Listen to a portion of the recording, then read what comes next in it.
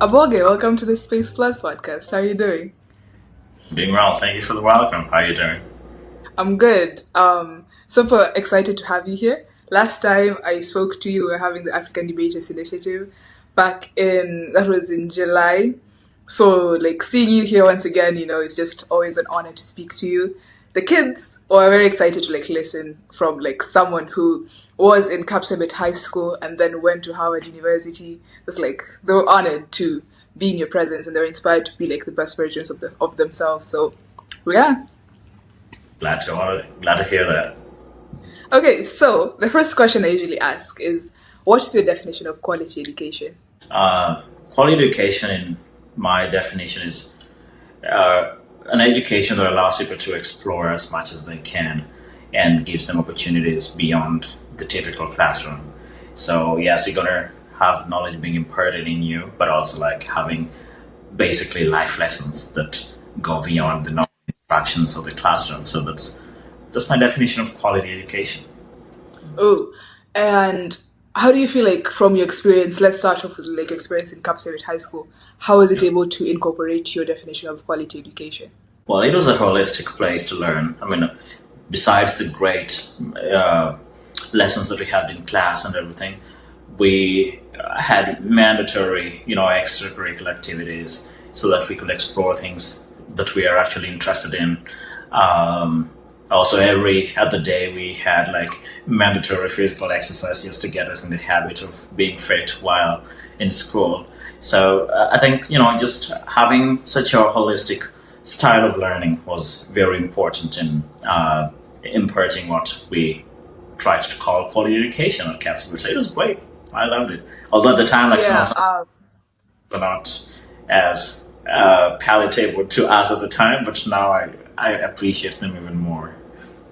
no, yeah, I remember like also in my high school we like had to run every games time, and yeah, like it was very important for us to like develop this, physical health and stuff. And I get to appreciate that right now because like right now I have to like set up my own schedule to like go Yeah. for runs and like work out. But you are also in the Great Debaters Contest, which is like a huge thing. I don't know if like it's still there right now, but like that's a huge deal for most high school students. So could you please walk us through that experience? Because like you're also one of the best orators in like one of the years when you were in high school. So yeah, could you please walk us through that? So yeah, I actually started debating in primary school, but it wasn't as serious. So when I got to Kapsabet High School in 2016, I was kind of timid, so I did not join the debate club until my sophomore year of high school in 2017, whereby I remember the seniors were supposed to go and debate in the regional level of the Great Debaters Contest on a certain weekend, but they had to study for the exams, and now we didn't have a team to go there anymore. So I decided to assemble a whole team of like 3 debaters and 3 other supporting people. And we practiced for a night, and we went there as novices, and we won the region. Like we were runners-up in the regionals, and we were like, oh, we've never actually done this, and look at where we got. So that's when my interest in debate started, rising, and I was elected president of the debate club, which I was the president for 3 years till I left Kapsabet. When I was there, we won. We won like 2 regional, competitions in the Rift Valley Eldoret region, and we also won the national levels once and became number 2 once. But I was the best male debater in the region for 3 years, and I was the best male debater in the country for 2 years. That was 2018 and 2019. So I like debating because when I was growing up, I was a stammerer. I could not say 3 or 4 or 5 words in succession, and it was, to my esteem, quite injurious. And I, with the help of my mom, decided to, just read a lot of books, get some confidence in, at least having content to speak about. At the same time, also, I watched lots of speeches, both in Swahili, in my tribal languages, and also in English. And over time, I got the confidence and the fluency to speak. So by the time I was getting to high school, I was able to, debate confidently. Even my my colleagues when I was a kid were like, "Wow, this is the kid that I used to bully because he could not say a sentence." And now look at him on national television as a debate champion. So yeah, mine was mostly to reward my younger self with a gift that I got to nurture over time. Oh, your story reminds me of like Winston Churchill's story when he was like he was also not the best orator, and like through practice he was able to like be the Winston Churchill that we know of. And I also remember like in one of your posts you mentioned how like you talked about you spoke in Harvard Kennedy School and you're Yeah. making a speech. So just like that growth from I remember like in the post I was just like from looking at your post right now, like you posted you in Kapsabet High School and you in the Kennedy School. And I'm wondering, like, in your perspective, like, who are those two people? Are they the same people or are they different? Like, who are the two people? You in Kapsabet High School and that version of you who spoke in Harvard Kennedy School. I think it's the same person, just a different version. Yeah, when I was in Kapsabet High School, I was a school leader. I was the deputy school captain in charge of sanitation and all matters environment. I was also like a prefect for 3 of my 4 years in Kapsabet High School, and being in such positions, I had to speak to the school assembly several times to give instructions, to offer encouragement, and also just to give announcements and things like that. And also at the same time, I also had to debate and be a speaker in front of people. When I was in the Kennedy School JFK forum, where I made a speech in the TED Talk style Our Narratives showcase that happens every semester, I was just recounting like my journey in poetry and just growing up, and my experience in different levels of education from primary school to high school to university, and I was just reflecting on the growth that I've had, which has been tremendous, because the being in an all boarding male high school in Kenya and then coming to arguably the best university, although everybody has their own metrics. It was just inspirational to myself. So I was like, I might as well inspire the masses out there, the kids who may watch these videos time and again, and also just to, be a hope for that kid who is almost giving up on their dreams. So I was like, yeah, let me just tell them that, there's somebody here who looks like you, speaks like you, has the same background as you, and maybe that could be an inspiration enough for somebody to get to, pursue their dreams with much vigor and tenure. And literally, I mean, before we started filming, you talked about how like you have a Kenyan flag in the background because like you love that, representing Kenya. And even in your Instagram bio, you have this quote that says, Kila insani ana hekaya, which is like Kiswahili. So Yeah. what exactly like made you push that into your bio? Like, because this is like essentially like everyone has their own story, and I'm guessing like you value the importance of having a story, but like I'm gonna leave it to you to like just say Yeah. what you were motivated by when you push that in your bio. Yeah. Okay. So I kind of modified it from an Arabic song that I really love so much called Ra'ui.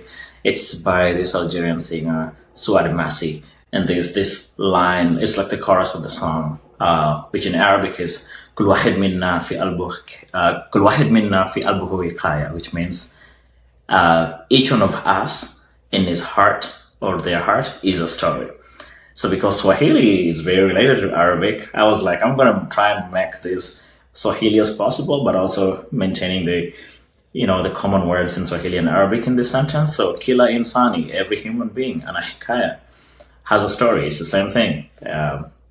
And I believe that everyone has a story to tell. That's what I normally tell myself. Whenever I get a chance to listen to people to talk about themselves, I develop a listening ear just to hear the stories that are out here, because there's so many. Like, everyone has something beautiful in their heart that they want to share.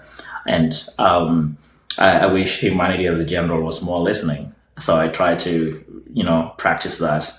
And I feel like the world needs to listen more to people who are not given a chance to explain themselves or to, narrate their stories.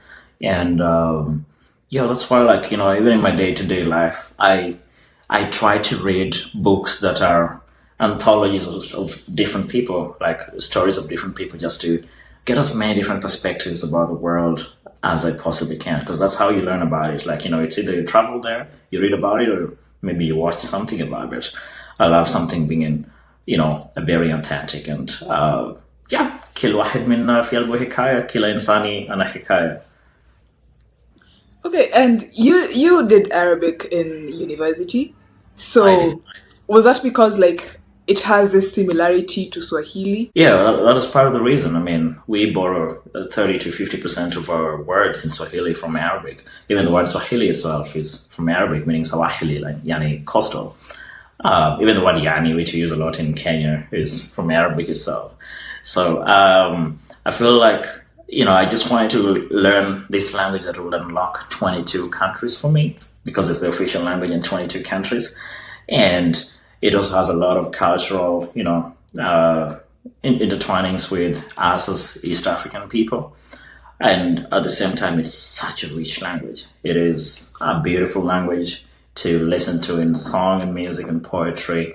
I also like, I've always just had an interest in learning about the Arab world in general, because we as the East African coast, we were part of the Omani Sultanate for a while, so we might as well learn that part of our history by learning the language. And I just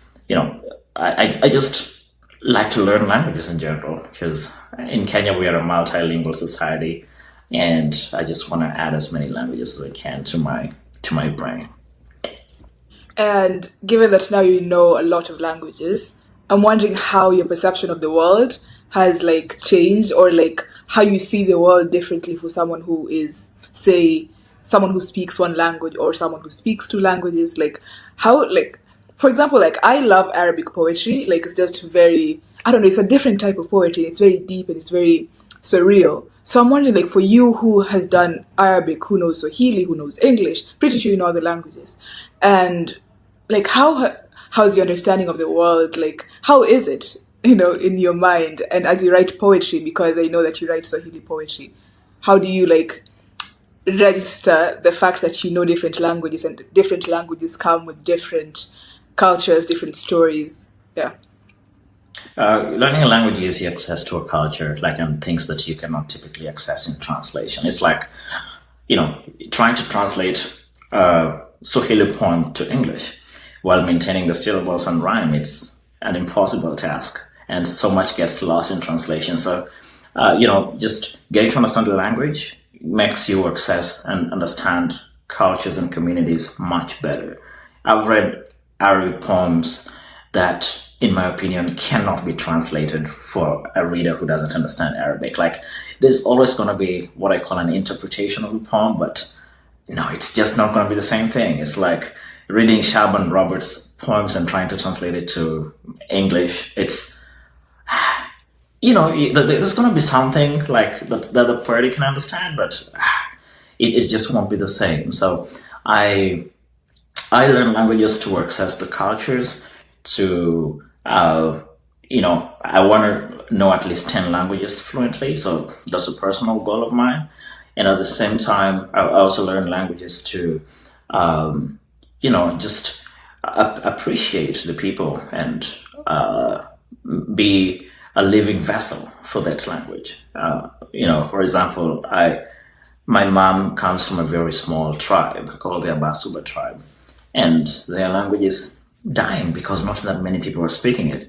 So if I make myself a vessel of these languages, and right now that we're in the world of globalization and AI, so you might not really have to learn all these languages in the future, but the best storage unit for languages and culture is the human mind, and just intercultural relations for the preservation for the future generations. Yeah.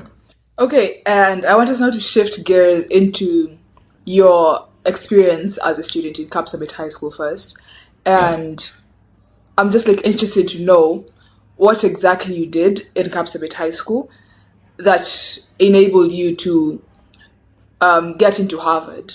Like, did you maximize on extracurricular activities? Did you build good relationships with your teachers? Like, how was that experience like that you articulated in your application? Um, I mean, I don't want to self-describe in too much positive light, but I was an all-rounded student, so I performed really well academically. For example, in my first year in Kapsabet, I wasn't defeated in any single examination. I started getting fierce competition in my second year by the person who became Kenyan one. And then, when I finished my KCSE in national, secondary education, I was fortunate to be number three in the whole country out of more than 600 and something thousand students who took the same exam. In addition to that, I had all my credentials from debate and from the Pen Club, which is a writing club. I also was involved in many other things in school. I can't remember all of them, but when I was asked to list my activities, I ran out of space basically because I had a lot of things that I was doing beyond class, and also I was volunteering in a lot of stuff in my holidays just to make myself have something to do. Because there was only so much that I could do in Kisumu during the holidays, so I had to get something to keep me busy. So I feel like just being an all-rounded student in Kapsabet made my application maybe strong. I don't know what the admissions officers thought, but I got into Harvard, so I want to believe that it was a good application. And also having good recommendation letters from the teachers. I never saw what they wrote, but I know that they wrote it with a passion. I contacted my two favorite teachers, my class teacher and my teacher of chemistry, and they were more than happy to write something for me for my applications without me looking for them so much. If you are not in the best terms with teachers, it's going to be hard to get a well-written recommendation. But if you are, in good terms with the teachers and you was a diligent student, it's going to be a bit easy. So I want to believe that they wrote good recommendations for me and not just a paragraph. So it's just a bunch of different things that made the dream possible. Yeah. And during a gap year, is there something that you did, most especially for your extracurriculars, that might have boosted your application, or something that you did outside of high school? Because a lot of people usually say that once you're done with high school, like the only thing you can change is your essay, which I don't believe, because I had a foundation during my gap year, and I did a lot of stuff during that period. So I'm wondering, for your case, was there something that you did during a gap year? Yeah, I did a couple internships during my gap year. First of all, in early 2020, of course, a huge group of us went to Sportsview, Kasarani to prepare for our internships with Equity Bank Limited. Fortunately or unfortunately, COVID came within our second week of work in Kenya, and we were all laid off. So I was at home for quite a while, just playing video games and reading lots of books. And then fast forward to 2020 December, when I got my early decision, admission to Harvard. I was like, oh, so at least I know I'm going to my dream school in August of 2021. Let me try actually do something. And thanks to the college access program that I worked with, KenSAP, which is Kenya Scholar Access Program, they, organized with, partner organizations like, Knowledge Empowering Youth Trust, which we call Key Trust, and Van Trust Trust, which is also VWT. I worked with those two organizations to, deliver turnkey libraries to underrepresented rural communities in Kenya. So we went in the Rift Valley region. We also worked in Nairobi to prepare all those books. I did a lot of work with these companies for a few months. I lived in Eldoret, then I lived in Nairobi for a little bit. At the same time, that's when I taught myself the Arabic alphabet and how to read and write it without knowing the meaning of the words. So I just used my free time to do that.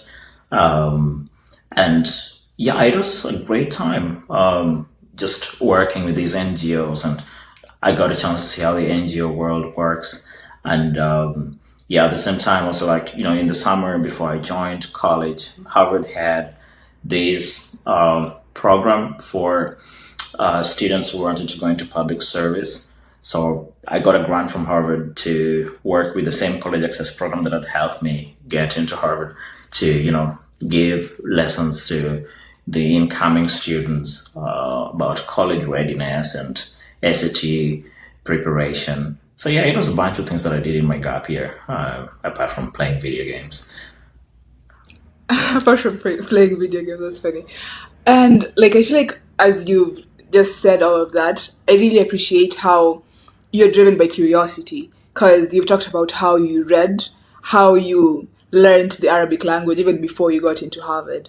And, just like that shows how like someone should have the incentive themselves to just like go out there and learn like without like necessarily having assignments or I don't know an incentive, I don't know for I don't know credits or something, like someone just having the curiosity of just going out there and reading books and learning a new language. And you mentioned previously on the importance of listening, and I'm wondering like when did you have that understanding that listening is very necessary in the world today, because like we don't listen to each other sometimes, like we don't give someone the platform that they deserve.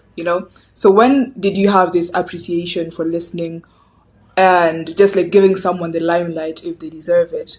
Was this something that was innate, or did you like cultivate that through time?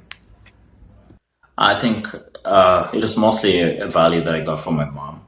My mom is a strict disciplinarian, and whenever I'm not in my best of behavior, she still has the habit of like listening to me whenever I speak without interrupting at all. So that's one thing that I was like, this is really good. I mean, she always used to say to us, like every other African parent, that God gave you two ears and one mouth for a reason. You got to listen more than you speak.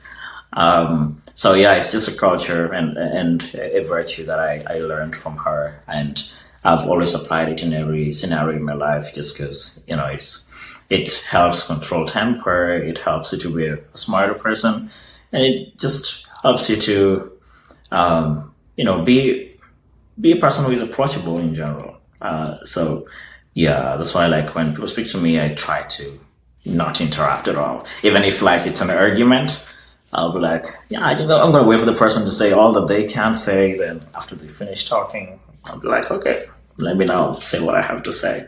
Because it's easier to give feedback if you actually listen. Otherwise, it's just going to be a lot of yap. Yeah. And that's very interesting because like you're a debater, so you know how to employ all the debating techniques to overturn someone's argument, but you choose to listen. And now, like, let us like shift to your experience in Harvard University. How was that like? How was freshman year like? And how would you compare your freshman year self to the person you are today? Freshman year was a great time, a time of intense curiosity. I remember landing in Boston Logan and, driving all the way to getting into the biggest Uber that I had been at by that time, then going to Harvard's campus and, realizing that, wow, I'm in a whole new world and I got to learn a lot of things here, from getting used to driving on the right side of the road, which I always call the wrong side of the road, to, getting to understand like a million other different accents in English. For example, like, getting to see the British accent or American accent and finding like, oh, there are people who are from the South who speak differently in ways that you may not understand. And yeah, it was a great time, and I decided to come with an open mind to learn as much as I could and to assimilate where I could and not assimilate where I didn't feel like I had to. For example, I had to learn to say bless you whenever somebody sneezes around me, which is something we don't do in Kenya. But I also learned to continue saying good morning if the professor says good morning, which Americans don't respond to. So it was finding a good balance between the things that I wanted to maintain and the things that I wanted to absorb from the United States and Harvard, more specifically. And I also came with an urge to get to explore the world as much as possible and to meet as many people as possible. So I think in that regard, I I succeeded, and I'm happy with my experience at Harvard. Um, yeah, I would not have it any other way. It's very like what you said on like good morning. Yeah, it's very interesting, especially here in Colombia. One thing that I've realized is when the professor comes in and it's not like he had time to start class. Say class starts at I don't know 4:10, and the professor is in at 4 p.m. Like people can continue talking, like despite the fact that the professor is there, and that was not the case in Kenya. Like in Kenya, if the teacher gets into class, like we just all shut up and like we now put our attention to the teacher. And yeah, I really appreciate you sharing that. And I'm wondering, like you said, Harvard was your dream university. Why was that Yeah. the case? Like, why was Harvard your dream school? I mean, first of all, the name. Who doesn't know Harvard? It's the oldest university in this side of the world. And also, I wanted to go to Harvard because I wanted to make lifetime connections. I wanted to be like, if I'm 50 years, that is like, more than 2 decades from now, if I go so random perch, say in Morocco, and I need to get some kind of assistance, I'll make sure that, if I get to the Harvard directory or the Harvard club of that region, I'm sure there's going to be some form of assistance. And also just knowing people. I mean, getting to meet all the people that I've met at Harvard has been such a blessing. Because, looking at our alums, like, the former president, Barack Obama, and looking at so many other people in government and so many other people in philanthropy and so many other people who are founders of some of the biggest companies that we have today. I wanted to make those connections, and not just for my own benefit, but also for the benefit of the greater public, like where I came from. Let's say if in the future I'm supposed to maybe start a venture capital firm or a private equity firm local to the country to help the economy and other companies within. This is something it's not easy to do from scratch, but if you have the right people around you in your network, it's much easier. So that's one of the things that I wanted to get Harvard. And also, I knew that Harvard would give me access to the world. And for sure, it did. Yeah, and what were the culture shocks that you experienced once you got there? I mean, do we get over with these culture shocks? Like, get new ones every day. I mean, I told you, like, when people didn't respond to greetings, like, in Kenya, we know that if somebody says good morning, you have to respond good morning, especially if it's a professor. And also, I found out how America was the land of the free. For example, once it got to like the end of the lesson, let's say the class was supposed to end at 2, people start packing and leaving. In Kenya, you don't do that. Like, yeah, that's how you earn yourself a D or an E, even if you're the best performing student. So you just gotta wait till the professor gets done with everything. Yeah, and then also just I think I became more of a procrastinator when I came to Harvard because when you give me a deadline of 11:59 on Canvas, as long as I can get those confettis anytime before that, I'll procrastinate as much as possible till there. And I used to tell myself I'm going to be a better person every single assignment, but it ended up being the same person later. You also procrastinated that. Yeah, it was just a lot. Also, the food, here in Colombia, Kenyan food is very different from whatever we eat in these colleges. And sometimes I'll just miss ugali. I'll be like, let me go and try and get some cornmeal somewhere, cook some ugali and get some tilapia, make it into a stew and eat something that resembles ham, or go and get some milk and boil some ginger and Kenyan tea in it with some other spices like cardamom and have something that smells like home. I miss waking up and feeling the smell of whatever my mom is preparing in the kitchen, because that's what wakes me up, and I'm like, beautiful. But yeah, I miss that. The culture of tea bags and everything. I just I'm not used to that.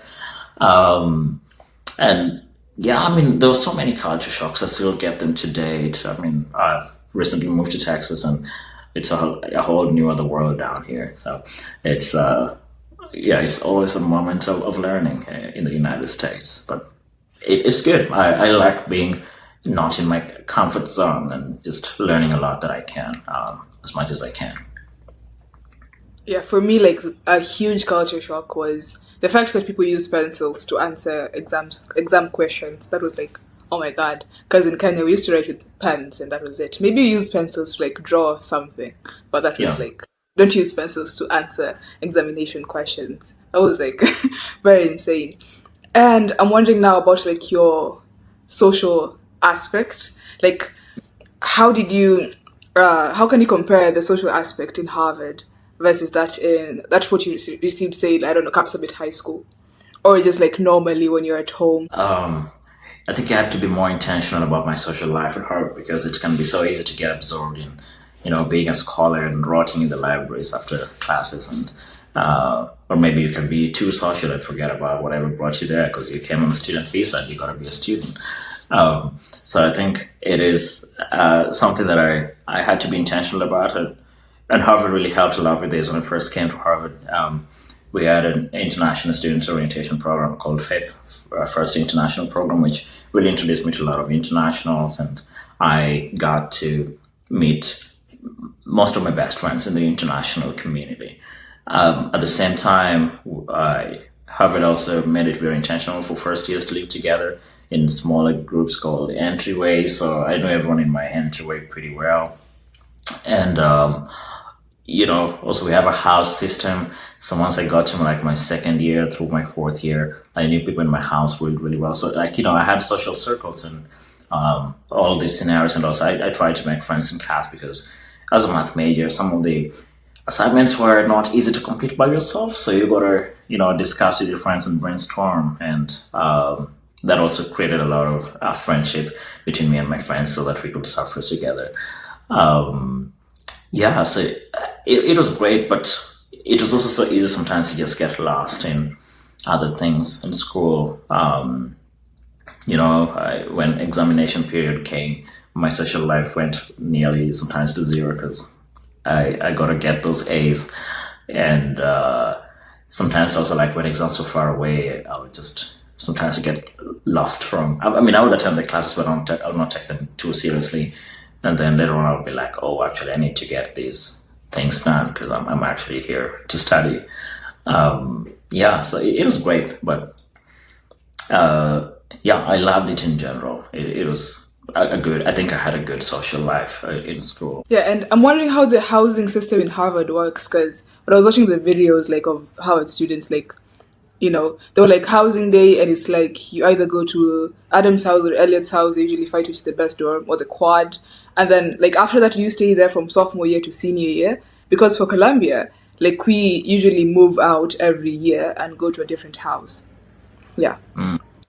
Yeah, I lived in Adam's house for 3 years, and it was great. And it's a lottery-based system, so you do the lottery when you're in your freshman spring semester. And I decided to, enter the lottery with the people that I was living with in my first year. So my roommates during my first year, and I think it's a great system in that you get to form a tight-knit community. You eat dinners together in the same house, and you live, of course, together in the same buildings. So, when you're going to do your laundry, you meet a few other people, wonder why all the dryers are full, and you start complaining together and you become friends.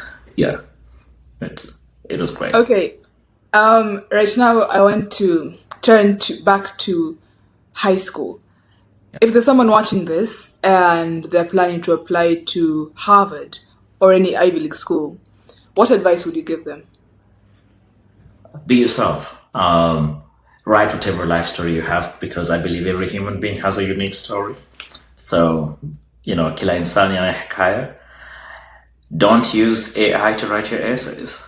These admissions officers are so experienced. They're gonna know like from the very go.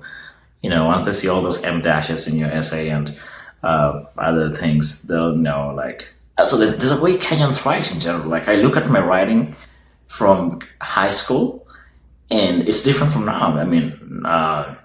Even my spellings have changed. I no longer put the U in color and honor, and I spell hemoglobin a little bit different right now. So in such small things, it's so easy to know if you've used AI to think for you.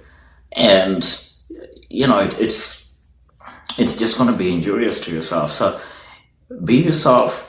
Start thinking about your applications early. Don't leave them to the last minute. I submitted my essay 1 hour before the deadline. Don't be like me, because if my phone had gone out of power, and sometimes you have power outages in Kenya, and that was also there, I would have been cooked. So do submit it at least one day before the deadline, just to be on the safer side. At the same time, do research on these schools and see what really works best for you. It's now that I'm realizing that I actually like the northeast of the United States, because I love having the 4 seasons. Although I still hate the winter cold, but I just sometimes want to dress more warmly than I want to. So it's very important. And reach out to your teachers early for recommendations. You're going to need them. And if I was a teacher, I'd be pissed off if the recommendation is due tomorrow and you ask for it today. I won't write the most, meticulous recommendation if I'm under such a time constraint. So reach out to your teachers in advance, and reach out to your school counselor in advance, because the school counselor also has to write something, has to give the school profile. So, just be in constant communication with these people, and attend the information sessions for these universities. They track how much you are interested in them. They see if you open their emails, their promotional emails, and all those things. So please do all those things to show interest and be genuine, because if you get in, you're going to spend a significant amount of your adult life there, your early adult life. So reach out to those people who've been to that journey, in that journey before you. If you see alumni who are approachable, feel free to ask questions and set up a 10 to 15 minute meeting, because we get busy over here with assignments, and sometimes I just don't have the time to speak a lot, even when people who reach out to me, maybe on my social media. So I'm like, if you can set up a 10-minute call or something, or just if you have 1 or 2 questions that you want to ask it, and just be polite as possible, and seek help. It's gaining insight from people who've been in the journey before you. It's very important. Yeah, thank you so much. And I think that comes with a lot of intentionality. Like, someone should know, should understand the college application process, which takes a lot of research, a lot of binge watching, college essay guy videos. And what advice would you give an incoming freshman who just got into, say, Harvard or any other top 20 school in the States? So, for an incoming freshman, the world is your oyster.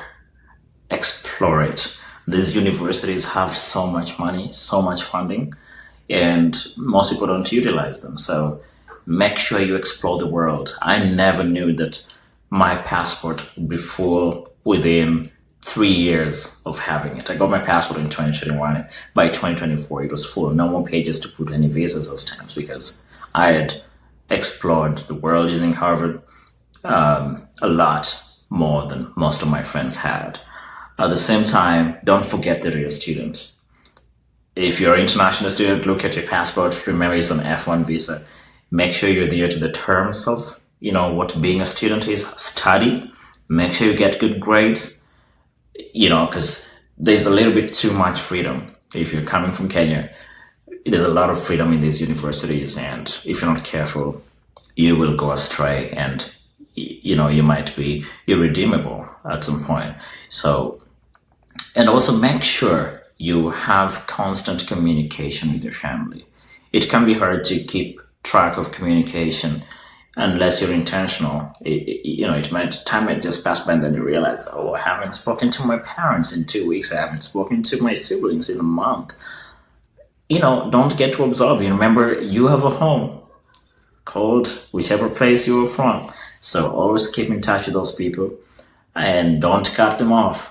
The same ladder that you used to go up can be the one that you used to go down with. And the people that are always going to stand by your side are especially your family and your close friends. So make sure you do that. At the same time, make friends with people from all over the world. When I was in my first year, of course, there would be this urge for me to mostly hang out with the Kenyans all the time, but I chose not to. I hang out with my Kenyan friends whenever we had planned to hang out, like, once every few weeks or in the African events. But I also made an intention to be friends with people from all over the world. So my friend group, my friend groups are so many, and of course, because of the population at Harvard, many of them are Americans. But also, like, I was a good friend to all the Kenyans there. At the same time, a good friend to the international community.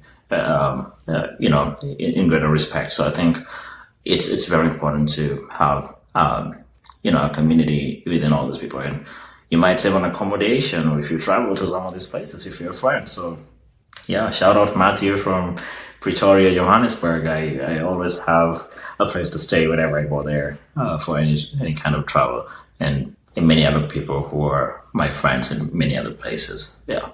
Yeah, and you mentioned like your travels. You've traveled a lot of places, and you mentioned how like you utilize the resources from Harvard to ensure that like you can get to this place or that place. How exactly did you make use of the Harvard resources? I applied to everything that I could. When it came to travel, I read all those emails meticulously and applied to every single thing. They had long essays, interviews. I didn't mind doing them. As long as somebody's going to take me somewhere that I've never been, or even if I've ever been, if it's not in my time, I'm going. And I'm going to do whatever it takes. So I applied to study excursions that were meant for grad students and somehow got in. I applied to study abroad program, studied in Jordan. And when I was in Jordan, I was like, oh, I'm close enough to Turkey. It's a $300 round trip. I'm just going to use my own money and go there, because if I fly from America to this place, it's expensive. Now that I'm here, I might as well do it. I used, Harvard's funding to, work on some projects in Kenya for public service. And, since they're gonna, reimburse you from some of these trips, you're doing service, but at the same time, you also get a way to go back home without so much cost.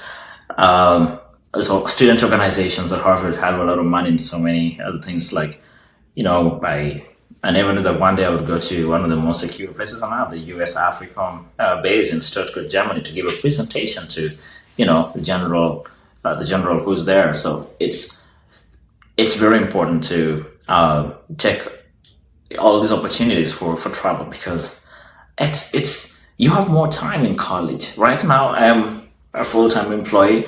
I don't have the luxury of traveling on a random weekday to a random country, because I got to maximize shareholder value.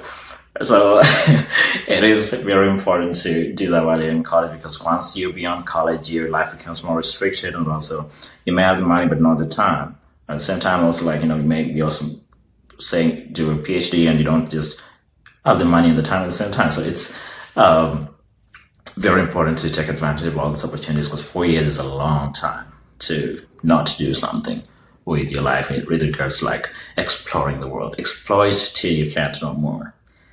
Yeah.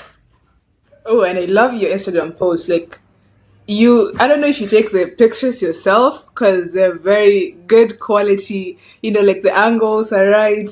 No, like you have a good eye for photography. So yeah. But you've talked about right now your life after uni. So how is that like? How is, like, this is literally now like adulting? How do I even describe it? It's responsibility inducing. In college, you don't have to think about paying for your water, electricity, internet bills, and paying for your rent, because all that is covered if you're living in college. And even if you're paying for college, you don't have to go, out of your way to pay all these other few things. So, I always have set reminders so that I don't fall behind on my bill schedule. At the same time, also creating my routine for the weekend, and trying to make new friends in a city that I never thought I would settle in. And just being at the workplace and not having somebody to push you around. Like, yes, you have deadlines and, performance targets, but it's nothing as demanding as college, although it also takes a lot of time depending on whatever you're doing. So so far I've enjoyed like the time beyond college. I took a couple months to rest, because, I was just tired of having math assignments for 4 years, and I'd never spent a summer in the United States. So I also just wanted to rest because my mom was visiting, and I wanted to travel this beautiful country with her. So it was a good time. And once I got my job offer, it came down to this to the Lone Star State and try to settle here. I realized that public transportation wasn't the best, so somebody had to buy a car and things like that. So I think it is. It is adulting, as you say, and I appreciate it. I think the lessons and the maturity that we nurtured from my days in Kapsabet to my days at Harvard have really helped me to settle here with so much ease and to get to know people and to just generally set good goals for myself and become a better person over time, because I always aim to improve. Yeah. I'm really curious to know, like, what inspires you? A lot of things inspire me. As cliche as it sounds, my mom inspires me. She's been my inspiration since I was a kid.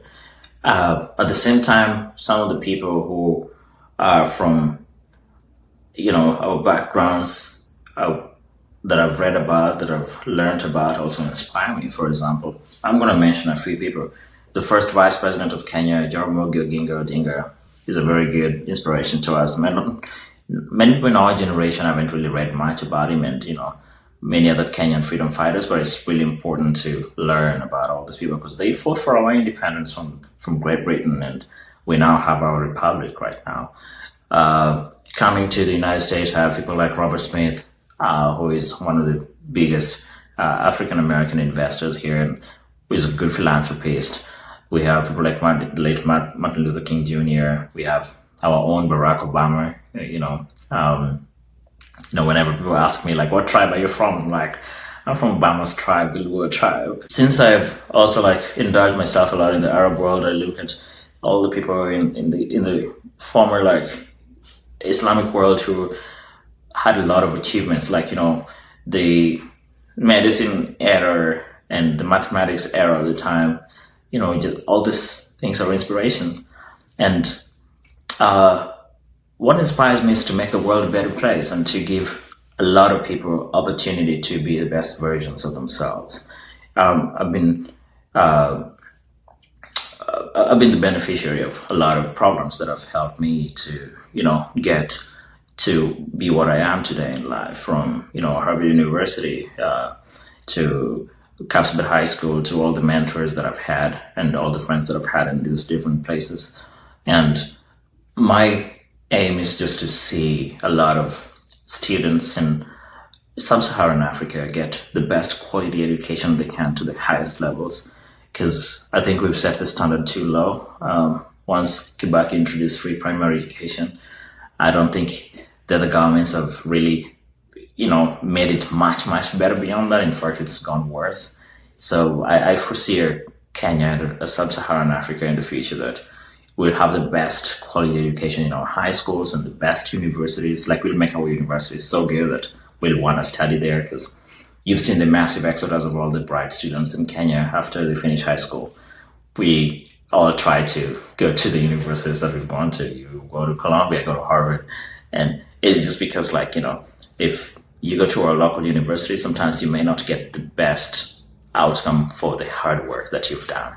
So, because nobody likes a lecturer strike. If you want to be a medical doctor within 6 years, nobody wants to be very uncertain of the job market and still have to fight the government for internship stipends that are in a collective bargaining agreement.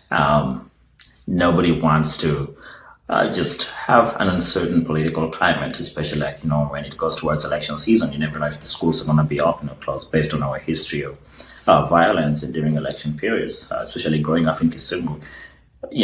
When it got to an election period, we are always we still had the trauma of 2007 to 2008, and we were just unsure of whether we should be at that time in school or just go away. So it's a little bit tricky.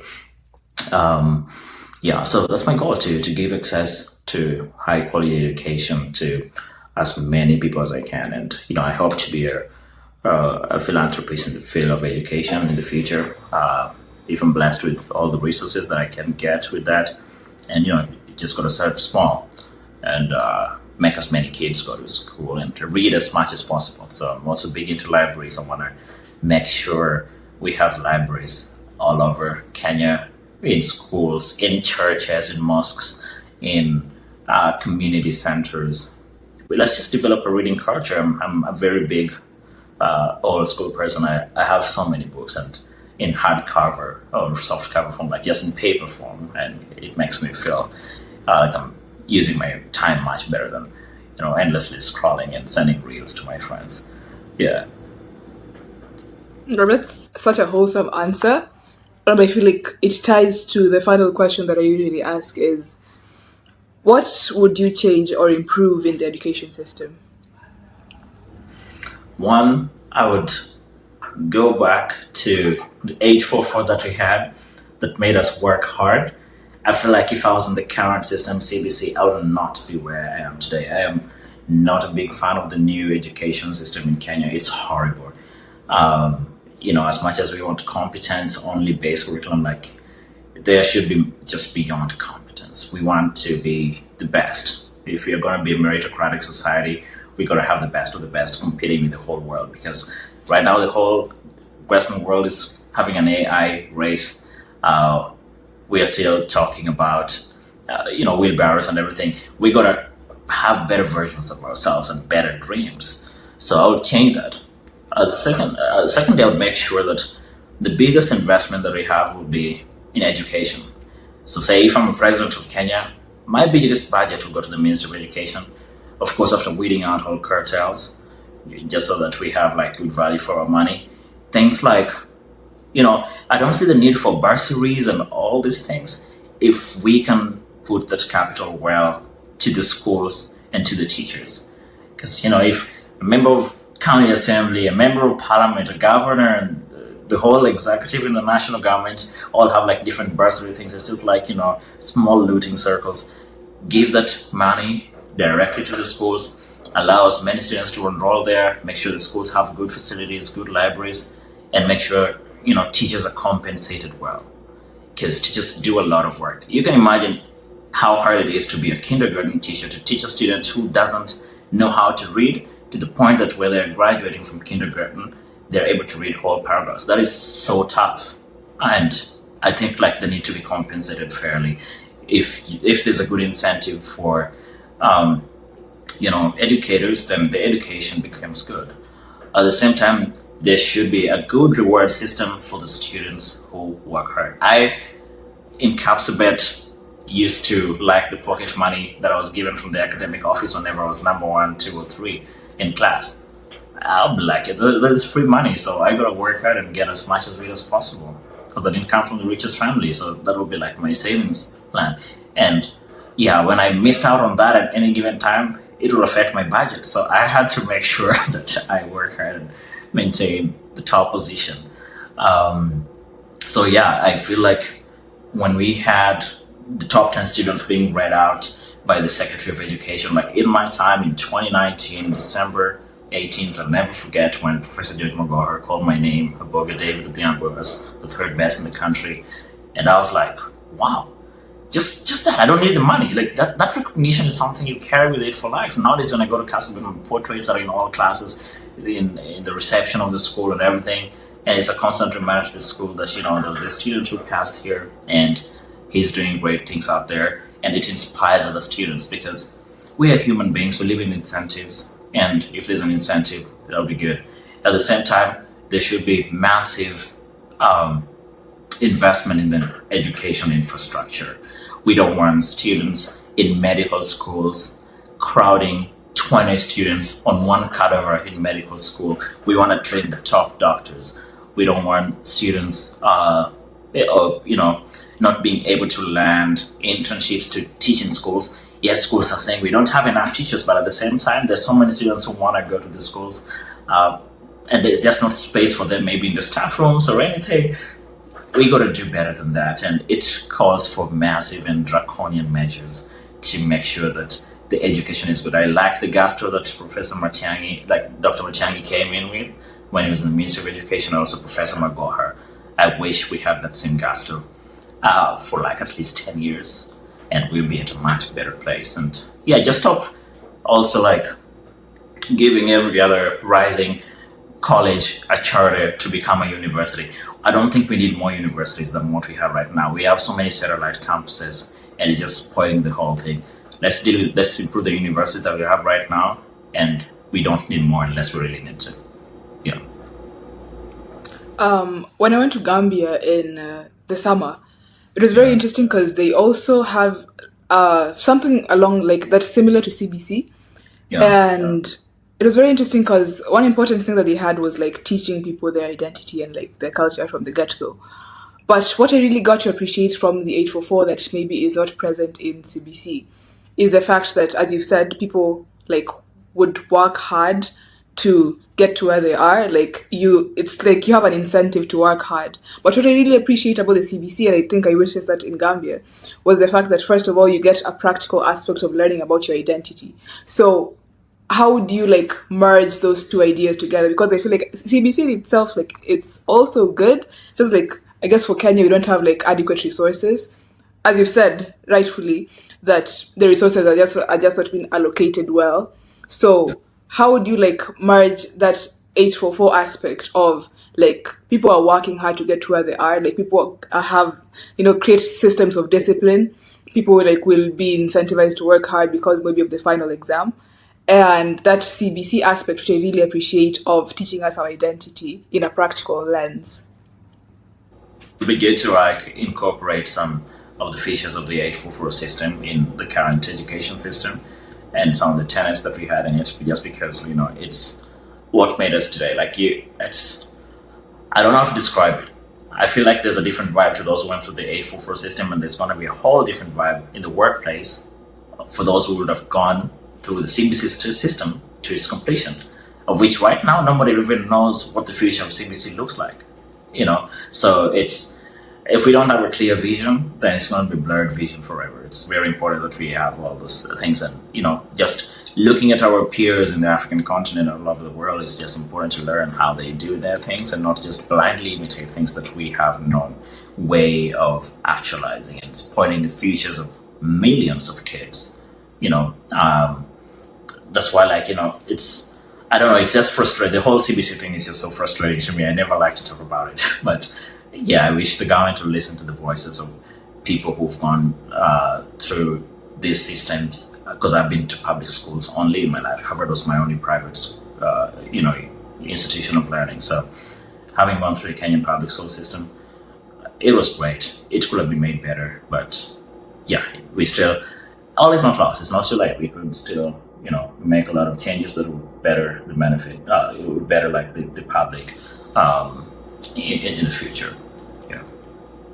Yeah, and I really appreciate what you've said, like, in as much as we want to incorporate like another element of education, we should not just like blindly follow that, because there's a lot of like nuance that go into, say, our culture. As Kenyans, we cannot just like blindly follow the systems of, say, I don't know, the States or the UK without like understanding that you have a different culture, like our background is completely different. Yeah, so Johnson Aboge, thank you so much for being the podcast. Thank you so much for what you do. The person that you are, like, for inspiring us from when we were in high school to right now, just like wanting to be the best versions of ourselves. Thank you so much. My honor, my pleasure. Thank you so much for hosting me. And I hope everybody has an opportunity to learn from this, and we also get an opportunity to learn from other people and read more. Yeah, read more. Thank you so much.